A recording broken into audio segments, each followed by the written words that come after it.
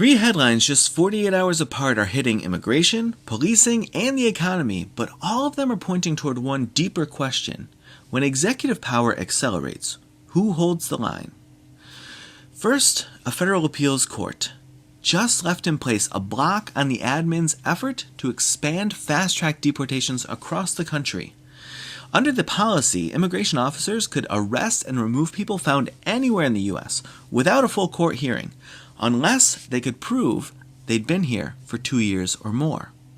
The appeals panel didn't issue a final ruling yet, but it did say the government is unlikely to win on appeal because the policy creates serious risks of erroneous summary removal, aka all the people they've mistakenly deported or detained. So for now, it stays paused, with one narrow exception for how asylum screenings are handled. And that's big because it reaffirms something foundational. The Constitution protects people on U.S. soil, not just citizens. And even the fastest immigration policy still has to move through due process. Second, in Memphis, a joint crime task force has made over 2,800 arrests in just 2 months.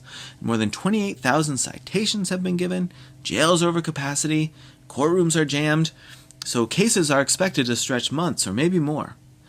The task force includes federal agents, local police, and the Tennessee National Guard. But a state judge recently ruled that the Guard's deployment may violate Tennessee law, and she only paused her own ruling to give the state time to appeal. This is a story about crime and punishment, sure, but it's also a stress test of civil, military boundaries and state authority and the limits of local due process when force moves faster than the courts can catch up. Third, the Supreme Court is weighing whether the Trump admin had the authority to impose tariffs under a law called the International Emergency Economic Powers Act, or IEEPA. At least $90 to $100 billion has already been collected, so if the court rules against the admin, some of that might have to be refunded. Though a fix could be complicated, it could only apply to funds going forward, who knows. But the case isn't just about tariffs. That's what I'm interested in, because it's about who gets to steer the economy in a crisis, Congress or the president, and how far emergency powers can really stretch. So what ties these three stories together? Well, a system built on checks and balances is being tested by the very speed and scale of particularly the executive and its action. And this isn't new. In 1952, President Truman tried to seize steel mills during the Korean War. The Supreme Court said no. Even in war, Congress hadn't authorized it.